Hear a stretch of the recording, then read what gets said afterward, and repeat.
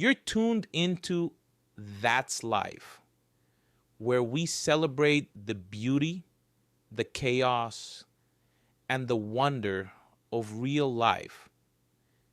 Sometimes it makes you laugh, sometimes it makes you cry, but it always makes you feel. Settle in. We're just getting started.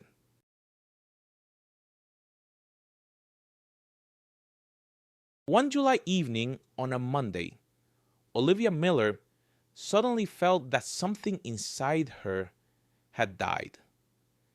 The feeling washed over her completely unexpectedly. She was quietly grumbling as she sorted through her husband's bag. He had only returned the day before from the sanatorium, where his mother had been staying.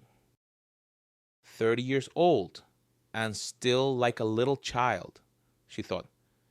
I'll have to clean up after him. Why do I always have to do everything? Eleanor Johnson must have slipped in her dirty clothes so she could travel light. Arthur, completely engrossed in the blockbuster on television, heard neither her grumbling nor the surprise cry that followed. Oh, Olivia exclaimed aloud, and to herself, she added bitterly, well, isn't that just grand? There you go, you naive fool. Dreamed of an ideal family life. Here's your reality check. Among her mother-in-law's things, she found a piece of lingerie. This intimate garment, the immense Eleanor Johnson could perhaps only pull onto her arm, but certainly not where it was intended. After this discovery, Olivia felt as though she had been struck by a revelation. All the scattered details of the past few months suddenly fell into place, forming a single terrifying picture. The ideal of their family life, which had seemed unshakable, had crumbled. Arthur was cheating on her, using ridiculous excuses and basely betraying their relationship. He had disregarded her feelings, the 7 years of their marriage, which she had thought was truly happy. They had overcome difficulties together, genuinely rejoiced in each other's successes, without counting who contributed how much to the joint budget. Even the lack of children, which worried their mothers, they saw as temporary, thinking they still had time. Ollie had married at 18 and had only recently started thinking about starting a family. But Arthur hadn't brought up the subject, and she was too shy to even mention it. But now the question of children faded into the background, displaced by a much more pressing problem. A burning desire flared up in Olivia to stage a grand scandal for her husband, one that would make the walls shake. She wanted to burst into the room and lash Arthur across the face with that ill-fated item, the symbol of his betrayal. However, the initial furious impulse quickly faded when she realized she was still holding someone else's underwear. A feeling of incredible revulsion overwhelmed her. Ollie crumpled the evidence of infidelity and threw it forcefully back into the bag. Her old basketball hobby hadn't been in vain. The incriminating evidence landed exactly where it had been so unexpectedly extracted. Suddenly, Olivia found it hard to breathe. Her chest constricted. Fortunately, the washing machine was in the kitchen, and she, overcoming the pain where the wound of her husband's betrayal now gaped, took a few steps and sank to the floor. Maybe it wasn't Arthur's fault at all? Maybe her mother-in-law accidentally picked up her roommate's underwear? Who knew? Maybe the room was cramped or they shared a wardrobe. Although her relationship with her mother-in-law had become quite normal lately, Ollie absolutely did not want to call Eleanor Johnson and clarify if such a bizarre incident could have occurred. For some reason, she felt ashamed as if she herself were somehow to blame. Loud sounds from the action movie drifted from the room, making it difficult to concentrate and calmly think through the situation. How should she behave with her husband now? How should she punish him if he had indeed decided to amuse himself on the side? Ollie meticulously went through all the moments that had been scratching at her soul lately, which now seemed to be happening more and more often. The most important thing was his regular absences. For about a month, Arthur had spent almost all his free time without her, citing some strange reasons for his absences. Individually, they seemed plausible, justified, but there were too many of them. On Tuesdays and Thursdays, her husband would say something like, "Honey, I'll dash to the dacha in the morning, fill the water tank, water the beds while the pressure is good," or "I'll stay late at work. The boss allowed this schedule before the weekend." Arthur said he had promised to help a friend or that they had a team building event at work. Yes, all these oddities have been going on for about a month. And in the last 2 weeks, his sense of filial duty had suddenly sharpened. While Eleanor Johnson was resting at the sanatorium, he went to her apartment every other day to water the flowers. You see, it was hot outside. The apartment turned into a sauna at noon, and his mother's favorite plants might suffer. Even the owner herself didn't care for those violets so tenderly. Now Ollie clearly saw the strangeness in her husband's behavior. Usually the flower care fell on her shoulders, but not this year. Arthur, affectionately hugging her, said that she was already very tired, and these chores were no burden to him at all. And Ollie had suggested moving her mother-in-law's beloved flowers to the bathroom, where it was always cooler, and turning on grow lights so they'd have enough light. But her husband objected to this perfectly reasonable suggestion. He argued sensibly, water and electricity left unsupervised were not the best option.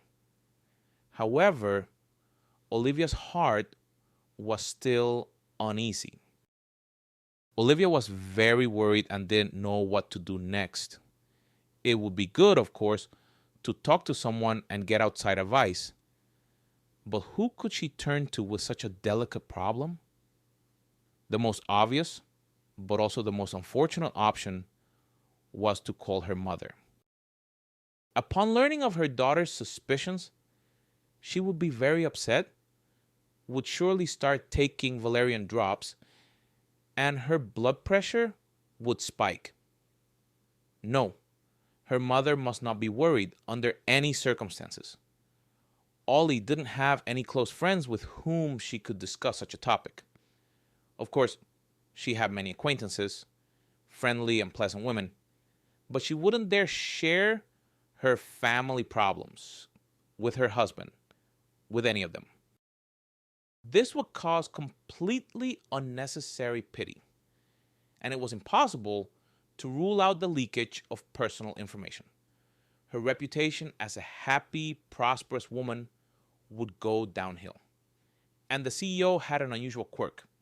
Only people who, in his opinion, had everything going well in their lives could occupy key positions. A harmonious home environment, in his view, favorably affected work achievements.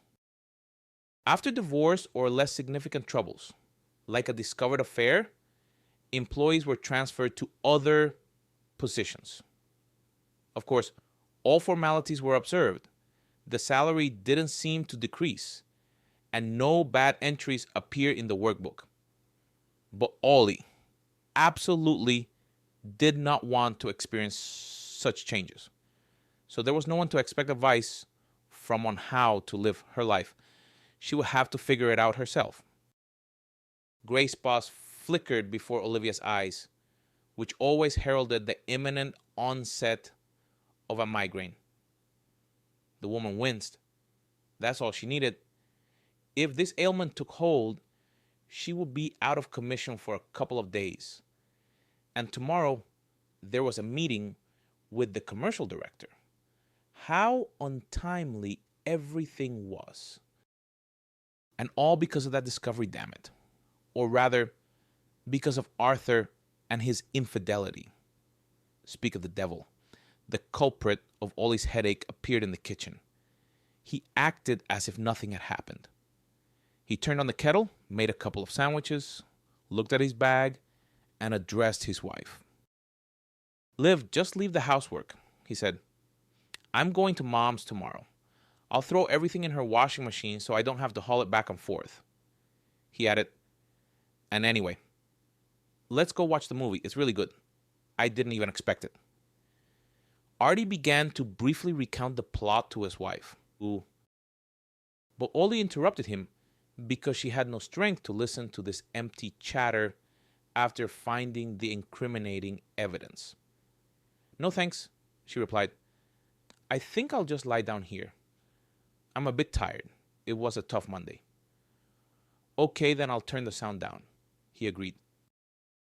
And don't you turn on the washing machine either. How can you rest with it running? Should I turn off the light? Ollie nodded, experiencing a pang of pain.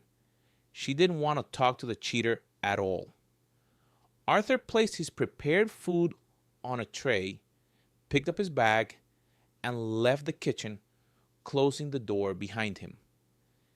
In the darkness, the headache subsided a little, and the woman didn't even notice herself falling asleep. In the morning, Ollie opened her eyes and mentally rejoiced that the migraine had apparently decided to spare her. The night's rest was surprisingly beneficial. Even the certainty of her husband's infidelity was no longer as strong as it had been the day before. Instead, the version that someone else's underwear had gotten mixed up with her mother-in-law's things seemed, on the contrary, the most realistic. Ollie stretched on the sofa, once again glad she had insisted on buying it, and began getting ready for work while also preparing breakfast. Arthur usually woke up late, and this morning was no exception.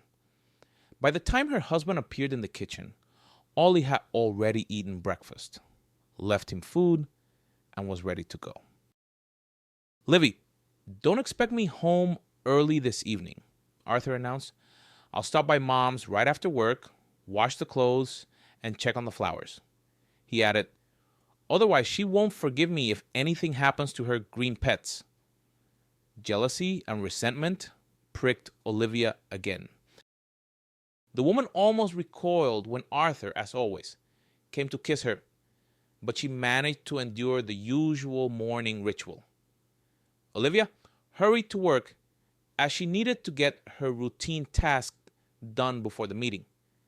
However, it was difficult to concentrate. Her thoughts involuntarily returned to yesterday's discovery in her husband's bag. At the meeting, the commercial director even made a remark to her. Olivia, are you not interested in the topic of our meeting at all? He asked. Why, Alexander Davies? I'm listening very attentively, she replied. Strange. You have such a distant look, as if you're miles away, the director noted. Knowing perfectly well what and how the commercial director spoke, Olivia recounted several key points. Quite satisfied with the result, Alexander Davies interrupted her and continued his speech. While the man spoke at length, rambling on, Olivia decided to follow her husband. Fortunately, she finished work earlier, and setting up an ambush near her mother-in-law's house was not difficult. Her yard was a dead end, and there was only one road leading to it. at the turn of which was a cafe with panoramic windows. If she sat in a good spot, the view would be excellent, and she didn't have to worry about Arthur stopping by for pastries. He wouldn't be dragged into that kind of cafe, not even with a lasso. After making the decision, the woman calmed down a little, and for the rest of the workday, she hardly thought about her husband's infidelity. Only towards evening did she start to tremble slightly. After all, it was an unusual undertaking. You don't engage in secret surveillance every day. Or more precisely, this will be her debut in this field. At the cafe, Olivia ordered fruit punch and a pastry that the saleswoman actively promoted to her. Only now did the woman, suspecting her husband of cheating, realize that, preoccupied with her worries, she had forgotten to have lunch. The strawberry filling in the pastry turned out to be unusually tasty, and waiting was not such a difficult task. Noticing her husband's car drive past the cafe, Olivia continued her task. Following him was not difficult. He parked the car on the paved area, took a sports bag from the back seat, and without looking around, entered his mother-in-law's building. A few minutes later, the light came on in the kitchen windows of her apartment. Olivia froze in anticipation. If Arthur had a date, his mistress should appear soon. On a warm summer evening, there were many people outside, as the quiet courtyard offered a shortcut. Her heart skipped a beat every time attractive women walked past the entrance. However, everyone just walked by. Only a few guys with beer entered the building. Under the cover of passers-by and bushes, the light in the windows went out, and the woman saw her husband leave the building alone with a clearly empty bag. It seemed he had waited for the washing machine to finish. Apparently, no one had come to see him, and Ollie couldn't believe that the mistress seducer lived in the same building of a modest Khrushchev-era apartment block. This version seemed too improbable, perhaps only fit for some cheap melodramatic series, which she considered below average entertainment when she watched it coolly. Despite the fact that her surveillance debut did not bring the expected result, Olivia decided to observe her husband closely for a few more days. It wasn't such a difficult thing to do. At least I'll bring clarity to this whole situation, the woman thought. It's not a big deal that I don't have experience, and Arthur might notice me. I'll figure out how to explain myself. The morning surveillance on Wednesday was thwarted. Although, of course, the fact that her husband woke up at the crack of dawn to go to the dacha raised suspicions. However, Ollie simply couldn't afford to take time off work.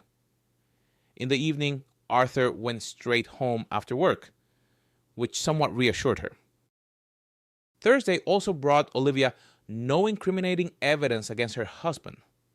Moreover, he had only visited his mother's apartment once in those days, as if he felt he was under his wife's watchful eye.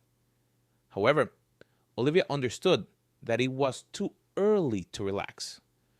Who knew what her husband's schedule for meeting his mistress was, if she existed? Mentally scolding herself, the suspicious woman didn't even check her husband's phone. But the call history had so many numbers, including repeated ones, that none of them immediately stood out. Reading messages and messengers also yielded nothing. Ollie knew there were online chats where conversations disappeared immediately after leaving the session. However, the smartphone's browser history did not record visits to such sites. Realizing that she was just an ordinary person, not a trained specialist, Ollie decided to go all in and try to disrupt her husband's supposed meeting with his mistress. On Friday evening, she suggested, "Artie, we've been stuck at home too long. Maybe we could go on an impromptu excursion, like a weekend getaway route?"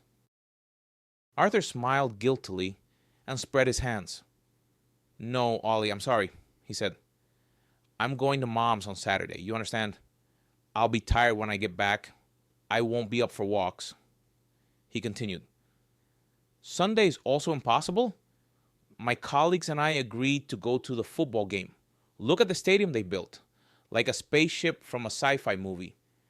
We have to see what our taxes, among other things, are going towards." Ollie felt in her gut that her husband was lying to her. Again, these endless excuses and rushing around. So, her assumptions were correct.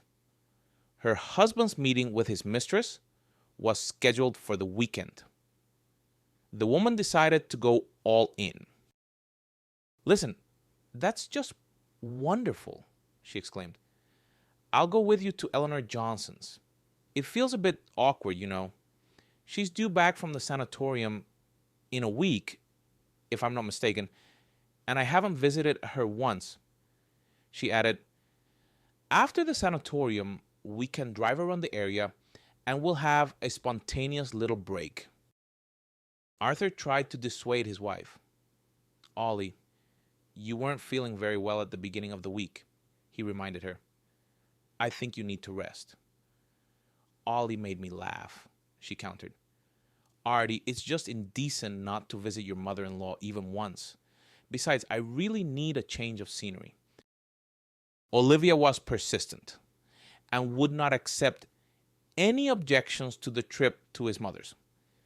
She very much hoped that she would manage to see her mother-in-law's neighbor. Eleanor Johnson was genuinely happy to see both her son and daughter-in-law. They had a wonderful time walking along the well-kept paths laid out between majestic trees. Even the summer heat in the dappled shade seemed less exhausting. Quick reddish squirrels, tamed by visitors and staff, comically leaped along the branches and descended to people to get treats. Olivia, who had thoughtfully brought seeds and nuts for the walk, offered her supplies to Arthur and her mother-in-law. "Try feeding these little animals yourselves," she suggested. "They're so funny. They use their paws just like hands." The squirrels fearlessly descended to the outstretched palms with treats, delicately took the goodies, and ate neatly, looking up with their intelligent eyes. Along one of the paths, Eleanor Johnson introduced her daughter-in-law to a woman they met. "This is Annie, my roommate," she said. The lady, of almost immense proportions, smiled kindly. Olivia almost burst into tears of disappointment. The hope that the item of women's clothing found in her husband's bag belonged to her mother-in-law's roommate was shattered. This item clearly could not belong to this woman. Trying not to show her disappointment and anger, Ollie continued her walk, but not a trace of the former serenity remained. After saying goodbye to Eleanor Johnson, the couple left the sanatorium grounds, and Arthur, completely oblivious to his wife's changed mood, suggested, "Well, shall we drive around the area as we planned?" "Oh, Artie, I think I've walked enough," Olivia replied. "Let's just go home. I'm kind of worn out too." Arthur added, "And tomorrow I'm going to football. I'm not that old yet, but I already have to conserve energy." The annoyed Olivia couldn't help but retort, "Oh yes, you're getting old, and it seems mine is getting old too." Arthur ignored his wife's displeased tone. He wasn't even bothered by the fact that Ollie didn't talk to him on the way home, attributing it all to her tiredness. Olivia defined her surveillance activities on her husband as a decisive stage. Indeed, if he had a mistress and was supposedly going to football, which he had never been a fan of, it clearly meant he was going on a date. In the morning, Arthur got up very early, even earlier than his wife, and woke her up with the aroma of freshly brewed coffee. When she entered the kitchen, the man had almost finished breakfast. "Okay, honey, I'm off," he announced. Ollie remarked sarcastically, "Isn't it a bit early? As I recall, the football match starts in the evening." The man tried to speak convincingly and calmly. "Well, we'll gather first, chat," he explained. "Then we'll head to the stadium." The woman stopped being sarcastic so her husband wouldn't become suspicious and asked, "Are you walking or driving?" "Driving," he replied. "I'm not planning to drink, and I don't want to deal with taxis or public transport. It's calmer for me. I'm my own boss." "Okay, I understand," Olivia said. "Then I'll get to the beauty salon myself. It's not a big deal. Have a good time." Ollie tried to speak as calmly as possible. It seemed to her that her husband didn't even think that she didn't trust him and was planning to follow him. The parking lot was a 5-minute walk from the house, and as soon as the door closed behind Arthur, Ollie called a taxi and quickly got dressed. The driver wasn't surprised by the passenger's request to follow a car. "I've driven everyone," he muttered. "Of course, it's not the first time I've been involved in surveillance, but if you'll allow me, I'll give you a piece of advice. Some secrets are better left unknown." The man confidently drove the car, keeping a slight distance from the one being pursued. "I had a case with my first wife," he began his story. "She was always running off somewhere, saying she was going to the store, one excuse after another. All sorts of thoughts immediately popped into my head. Of course, I have my doubts. It's unpleasant to be cuckolded." The driver, repeating Arthur's maneuver, turned into the parking lot near the supermarket and, choosing the best spot for observation, turned off the engine and continued his story. "So, my wife tells me she's going to the store again," he said. "And I'm thinking, where is she running off to? To the children's home for the mentally handicapped. Her child lived there." He explained. "She put him there because it was difficult for her, and only someone who has faced such a misfortune themselves can condemn her for this act." Well, I was like in a white coat back then, playing the role of a holy martyr. I almost went mad. How could this be? They kept this from me. Both Lucy and her mother were silent.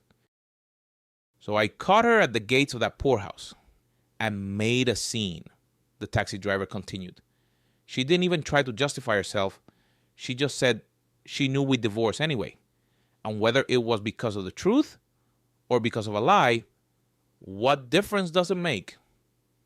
The driver, without asking permission, lit a cigarette and continued his confession, ignoring the growing column of ash.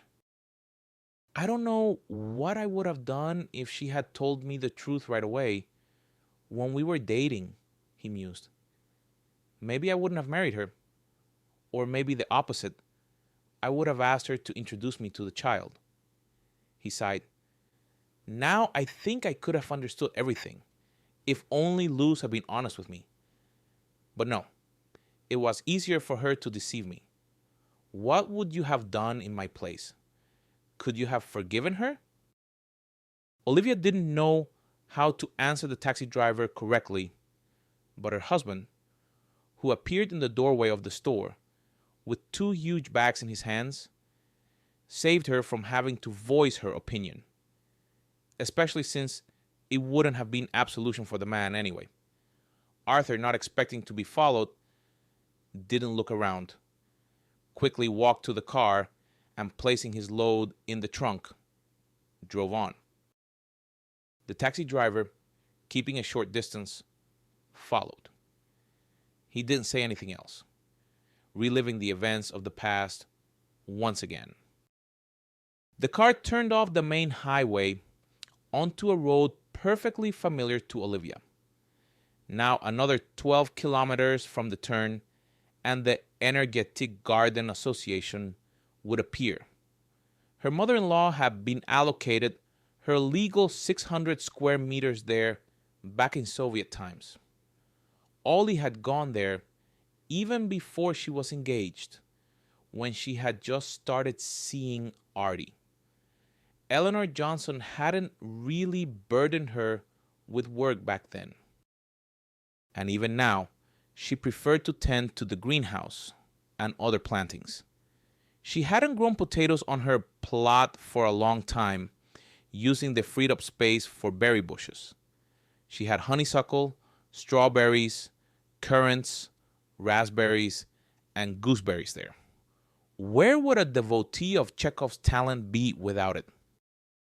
The newfound dacha owner, turning on his blinkers, turned the family car towards the dacha area. Continuing the surveillance by taxi was too noticeable. Olivia asked the taxi driver to stop, and after paying, hurried towards her mother-in-law's plot. Good luck, the driver wished her. Remember, everything always happens for the best. Ollie hurried towards her mother-in-law's plot and saw Arthur drive the car behind the gate.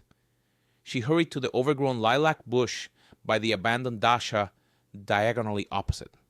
From there, she could see what was happening.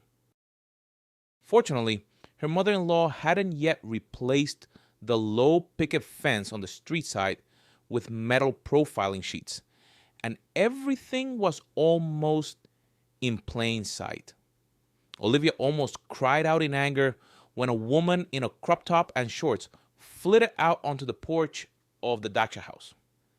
The stranger's physique indicated that she could very well be the owner of the ill-fated find discovered in Arthur's bag. Smiling, the mistress took one of the bags from Arthur. It was obvious that they knew each other, but the phrases they exchanged were indistinguishable. The deceived woman left her hiding place and headed toward the dacha to stage a loud scandal for her traitor husband and his paramour for the neighbors' amusement. But she froze in place. Her father, Peter Miller, appeared on the porch. It was exactly a year ago that he had basely announced to her mother that he had met and fallen in love with another woman. He said that their daughter was already grown up and nothing held them together anymore. So he was leaving, taking the family savings as compensation for half of the apartment bought during the marriage. Ollie had tried to influence her father then, begged him not to act rashly, implored him to think about the severe blow he was inflicting on the wife he had lived with for so many years. She threatened to break off all contact if he destroyed the family. It was useless. Peter Miller abandoned his wife and tried to continue communicating with his daughter, congratulating her on holidays. But Ollie blocked his number and then other numbers from which he called. Soon her father stopped trying to contact her. After meeting her father's colleague, she learned that Peter Miller had quit his job and moved somewhere out of town.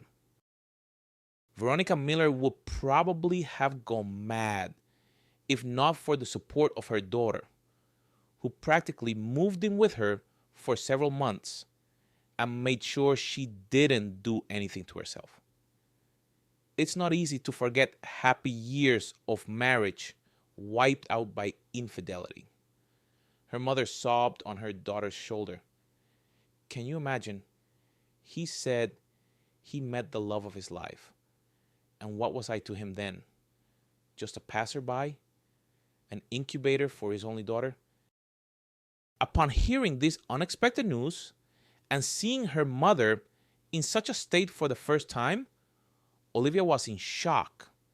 She had always considered her parents' marriage unshakable, as solid as a rock. However, it turned out that all the years of family life could be very easily erased with one word. Olivia's heart lightened because her father was embracing the woman she didn't know with such tenderness. He kissed her on the shoulder and readily took the bag from her. It was obvious that this was the very same seducer, or in his own words, the love of his life. Arthur watched this disgrace completely calmly, and soon the trio headed into the house. They didn't close the door, and Olivia followed them inside. She greeted them with a voice ringing with indignation. "Hello, private company." The woman saw astonished faces. Arthur reacted first. "Ollie, how did you get here?" "Oh, I was just sitting at home, bored," she replied. "I thought maybe I'll go to the football game with my husband too. And here it's some kind of tango for three, not a match from behind the bushes." "Ollie, daughter. Hello." Peter Miller remembered himself. "I'm very happy to see you. Please meet her. This is Sophie. And this is my daughter, Livy. My pride. This is the one I've told you so much about." Olivia managed to see that the woman in the top and shorts was roughly her age, and she didn't stand on ceremony. "So this is her? The love of your life?" she asked. "Golden hand, foot, or what part of her body charmed you? I can't say it's nice to meet you because I'm disgusted to see her and you, Arthur," she continued. "And you've really disappointed me. I would never have thought you'd be entertaining your father-in-law's accomplice and his girl at your mother's dacha." "Don't you dare talk about Sophie like that," Ollie's father exclaimed indignantly. "Oh, you'd think she was a delicate violet," Olivia retorted sarcastically. "By the way, Sophie, haven't you lost your squeamish little pants? My Artie apparently accidentally picked them up, along with some dirty little towels." She added, "Is it inconvenient to do laundry here? Or is Sophie afraid of overworking her golden hands?" Peter Miller demanded, "Ollie, stop it. Stop exercising your malice. Your husband is helping us at my request, and there's nothing wrong with that." He added, "He's a wonderful and responsive person. He's acting mercifully, and you have so much callousness and malice towards an innocent person." "Well, I'd be shy to call your Sophie innocent," Olivia countered. "Stealing a husband from a strong and prosperous family, forcing him to quit a normal job with a stable income." She continued, "Forcing him to live not in a normal, comfortable apartment, but in a dacha house with a bio toilet and a shower from a tank.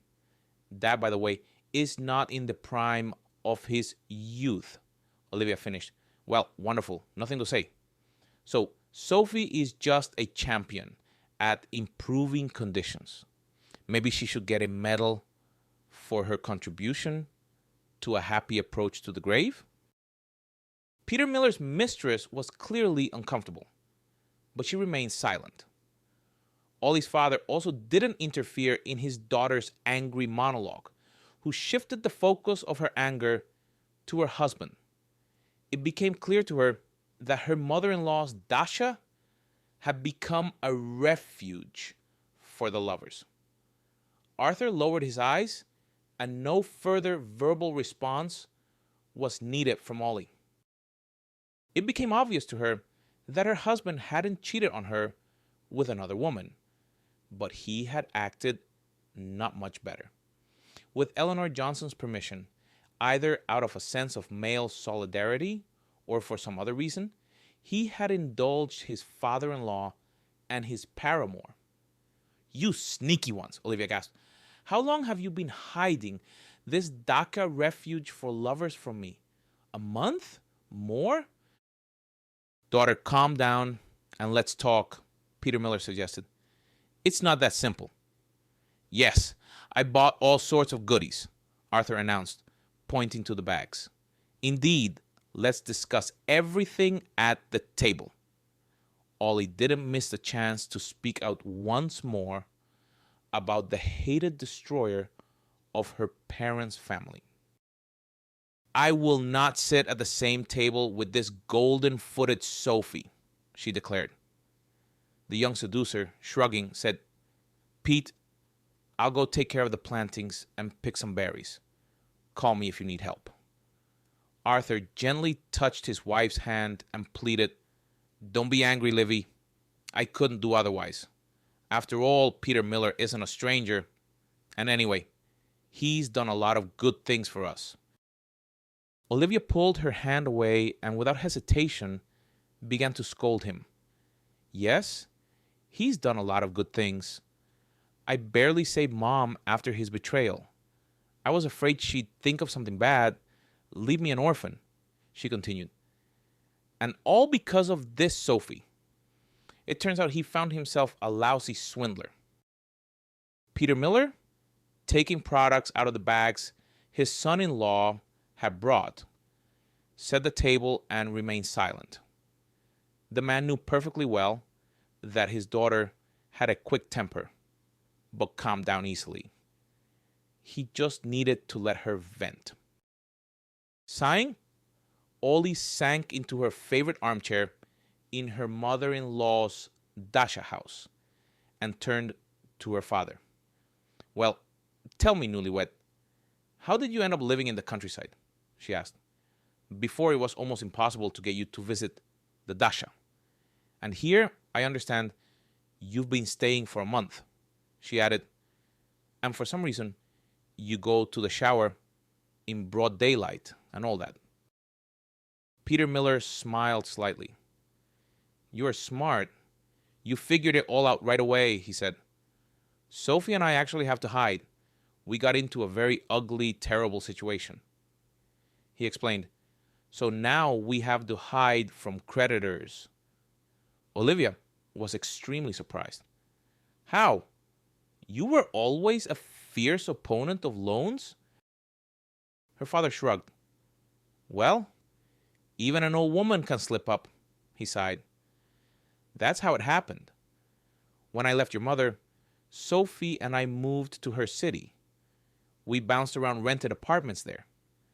He continued, "I was doing odd jobs, saving money to buy a house within the city limits and start my own business. We even rented a suitable place that was very popular with the target audience. People started coming to us. But while we were in a practically suspended state, of course, there could be no talk of modest advertising or a loud PR campaign," Peter Miller explained. "Sophie and I decided to make everything official, buy this house with the plot, and seriously develop everything on a normal scale, not just haphazardly." He added, "I had little money left. It somehow disappeared unnoticed. Sophie suggested borrowing from her acquaintances. Then everything happened like in a bad crime movie," her father continued. "We were robbed on the way to the deal.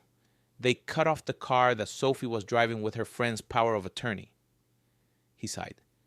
"The fender was a bit dented, but at least they didn't cripple us.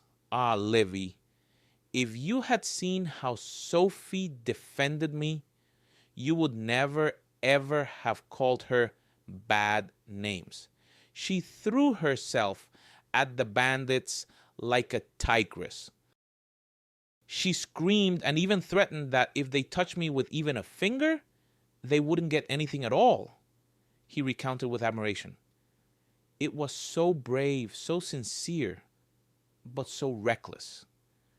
I was truly scared for Sophie then, and I think I loved her even more.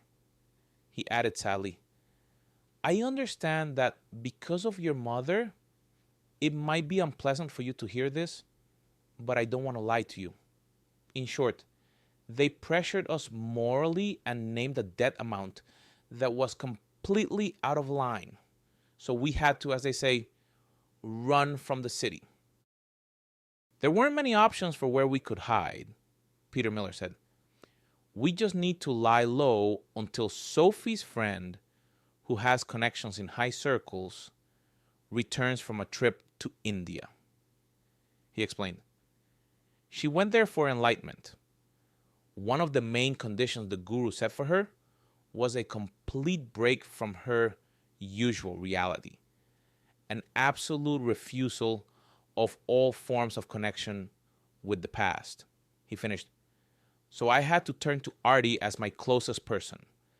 I was very uncomfortable. If it weren't for him, who knows if I'd be alive now or not.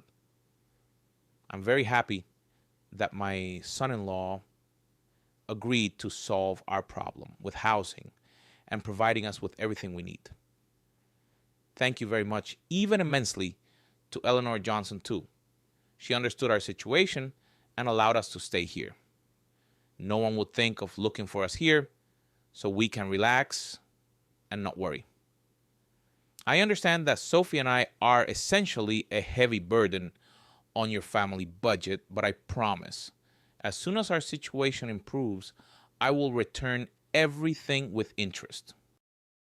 Peter Miller spread his hands, showing that he didn't expect any compensation, and Olivia clarified.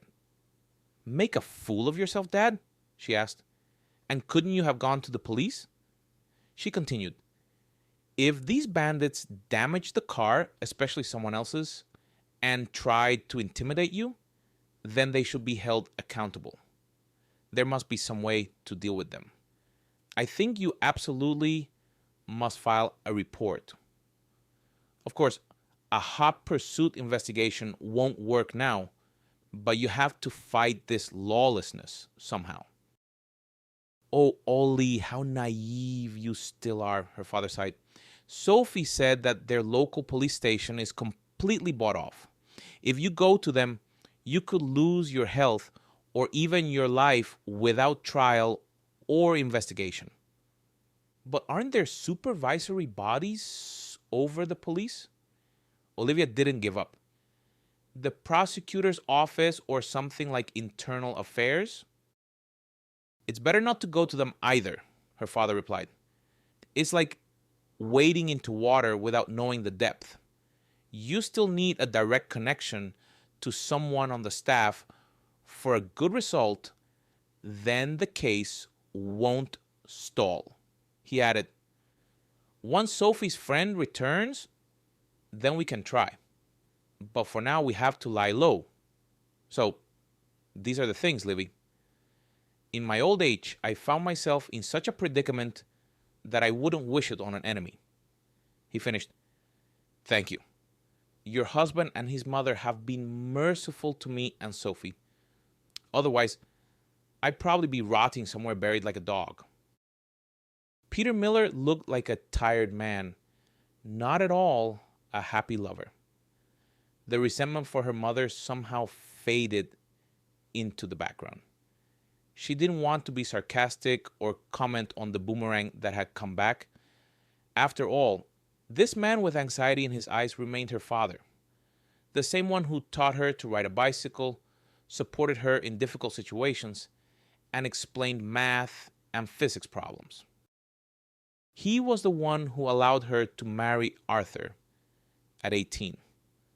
Her mother had insisted then that she shouldn't rush, but her father reminded her that they themselves had married almost a week after their high school graduation.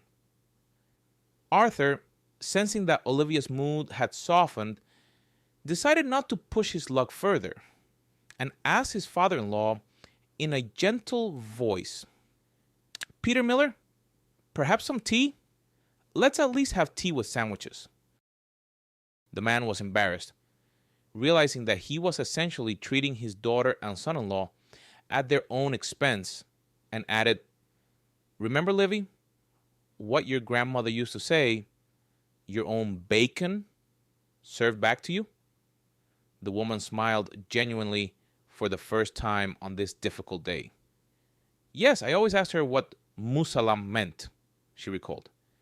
"Grandma explained it to me every time as if it were the first. It was like a ceremony for us."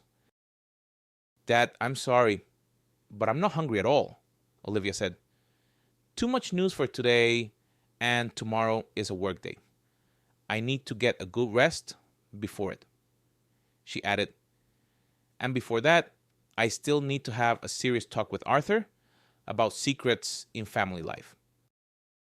Although, judging by Olivia's tone, the main emotional storm had already passed.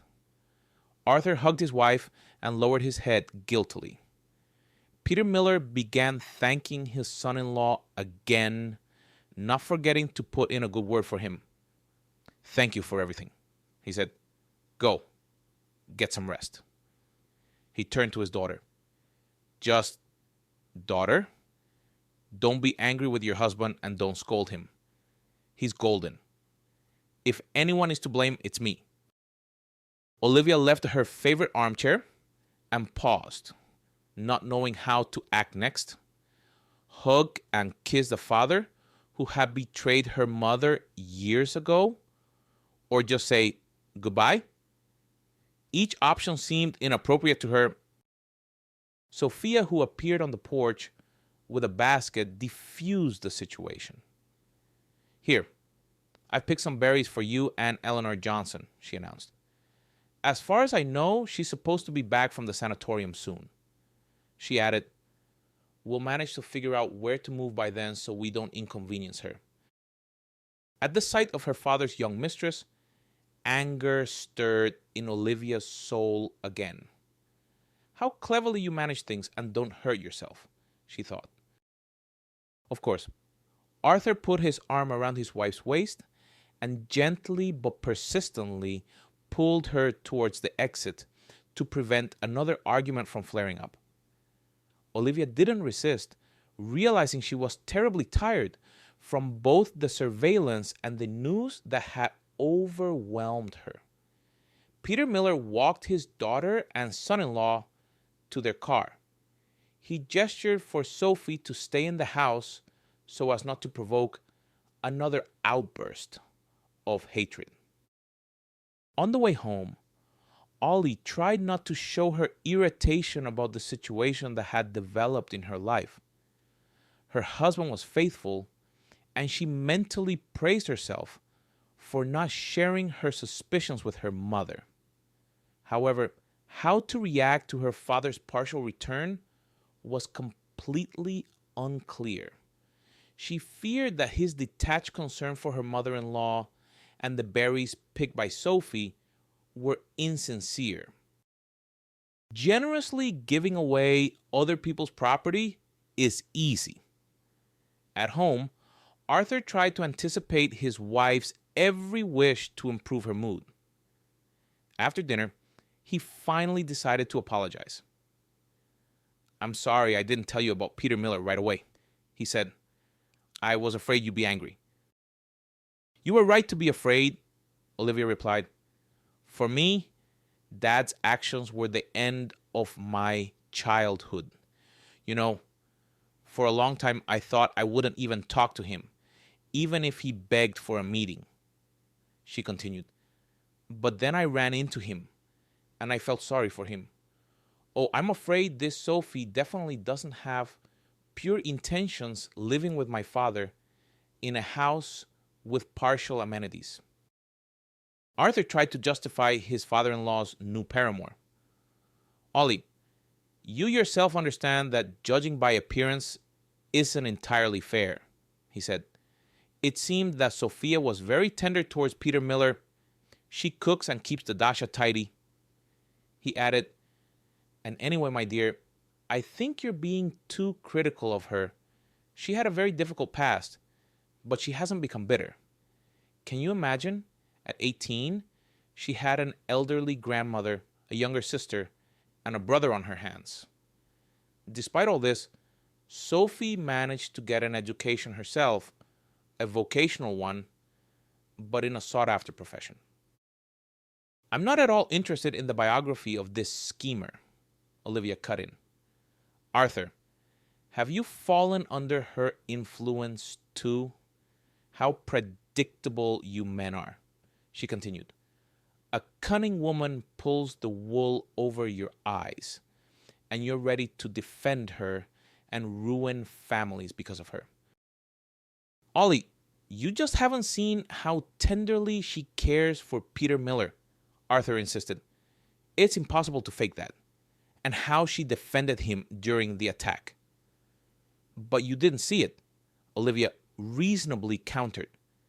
Fear has big eyes, and it's quite possible that the incident was actually completely different. The woman was angry and didn't want to discuss her father's relationship with his girlfriend at all. So she put an end to the topic. Okay, maybe it's not my business, she said. I'll just tell you one thing. It would probably be sensible for my dad and this girlfriend of his to rent a dacha in the same area. She added, I think there were a few options. Arthur supported his wife's idea. Of course, you're right, he agreed. My mother is used to being alone everywhere, both in the city apartment and at the dacha. She won't like it if someone else is in charge of her territory at the same time as her. He continued, I'll post an ad in the dacha chat now that we'll rent a dacha for at least the rest of the season. I'll be driving mom anyway, and I can stop by Peter Miller's at the same time. Well, and then, as your dad said, this neighbor's influential friend will return, and maybe the whole situation will be resolved peacefully. Anyway, you and I have bank accounts, and we could withdraw money and help Peter Miller out. Are you serious? Olivia exclaimed. Dad betrayed me and Mom. You haven't experienced 100th of the emotional suffering we have. She continued, and now I'm supposed to give him my and your savings? And lose interest too? A big fat nothing for them, not money. Okay, honey, calm down, Arthur said. I understand. We won't touch the accounts. When talking to and meeting her mother, Ollie was afraid of letting slip that she knew where her father was. And Eleanor Johnson also kept Peter Miller's secret. They couldn't find a comfortable dacha to rent, but Arthur was offered an overgrown plot almost at the edge of the area for practically free, just paying for water and electricity. The location would have been terrible for people who went to the dacha for the harvest. But for forced fugitives, it was hard to imagine a better option. Peter Miller and Sophia, gathering their few belongings, moved to the new place. Arthur continued to provide them with everything they needed, and soon this began to irritate Ollie greatly. Firstly, the funds were taken from the family budget, albeit with Arthur's consent. And secondly, and most importantly, the woman found it repulsive to protect her father and his mistress. Ollie felt that by doing so, she was betraying her own mother. Keeping the secret was becoming increasingly difficult, especially since her mother-in-law was planning to celebrate her anniversary at the dacha in early August. Because of this, Olivia worried that her father and his paramour might accidentally run into her mother. This absolutely could not be allowed. A week before the celebration, the woman asked Arthur to take her to the dacha so she could have a serious talk with her father. She wanted to firmly explain that next weekend, he and that golden-footed Sophie She'll stay in the house practically without leaving her husband and mother-in-law. They walked along the line of dacha plots. It was clear that many owners of these 600 square meters had long abandoned them, and it was almost impossible to drive a car down the street due to the overgrown sea buckthorn and lilac bushes. But the lush vegetation provided shade, which was such a relief in the abnormally hot August weather. Olivia walked slowly, rehearsing in her head what and how she would say it. Almost at the gate of the desired plot, the woman heard a hateful voice. Ollie wanted to go in and tactlessly interrupt the conversation, but then some sixth sense made her stop. The words of her father's mistress were very unexpected. "No, Marky, I told you it's not working out yet," Sophia was saying. "That annoying Olivia is ruining my whole plan. If it weren't for her, I would have gotten everything out of those fools by now," she continued. "And so I have to live in someone else's dacha. Go to the toilet outside. Wash when the water in the tank heats up. The worst thing is having to look devotedly into the eyes of this aging idiot. At least because of this heat, any attraction he has to me disappears, and I don't have to go to bed with him. However, it's not even a bed here. It's sheer torture." "Oh, dear Marky, you probably won't even recognize me after these few months," Sophia complained. "I haven't been to a spa. I haven't been to fitness. I haven't even had a manicure. A complete scarecrow," she added. "But it'll do for this fool Pete. I just need to convince him to sell his share of the apartment here, and then we'll get that property. Real estate prices here are almost like the Capitals," she finished. "That money, along with what we got from the fake robbery, will be enough for us to leave here and live normally somewhere on the coast." Sophia's intonation changed from irritated to whining, and it was clear how artistically cynical the woman was manipulating her interlocutor. However, this admiration would have been much stronger if Sophia were an actress on stage. Now it was completely unclear when her father's paramour was lying and when she was telling the truth. Ollie was almost not surprised by what she heard. She had suspected something like this. Fortunately, she had the sense to turn on the voice recorder. The voice was quiet, but you could make out everything if you tried. By the end of the conversation, her father's mistress's speech was a continuous string of exclamations. She talked about how much she missed him, and Olivia became incredibly curious how Sophia would react now if she knew that there was incriminating evidence against her. Olivia restrained herself and waited until her father's mistress finished the conversation, and only then came out of hiding. It was obvious to Ollie that Sophia was after money, but because it was difficult to prove, she decided to leave things as they were. So she needed to provoke the greedy Sophie and show her father the true nature of the woman, because of whom he had destroyed a happy family. Deciding that she wouldn't hear anything new, Olivia turned off the voice recorder and headed towards the house where her disgusting ill-wisher lived. She had heard the conversation and was now going to retell it to her father. "Oh, hello, Livy. Come in, please," Sophia greeted her. "I've made some soup here. It's tasty, I think. Let me treat you for now, and then Dad will come," she added. He went to the spring, thinking no one he knew would meet him there. Olivia didn't say everything she wanted to and clarified, "How long has Dad been living with you?" "Not much of interest," Olivia replied, hinting that she wasn't interested in empty talk. Meeting her father on the forest path, Ollie asked, "Listen to me and try to believe. Sophie is just using you to get money." She continued, "The attack on you both was staged. And here at the Dacas, she's hiding with you from imaginary danger. Here, listen to the recording I made." Peter Miller listened to Sophia's recorded speech, and his face changed. She felt sorry for him, but she didn't stop the recording. It was better to swallow the bitter pill at once. "Yes, daughter, modern technology has come a long way," he said, trying to find an excuse. "Admit it, you just somehow managed to compose Sophie's voice to make me quarrel with her."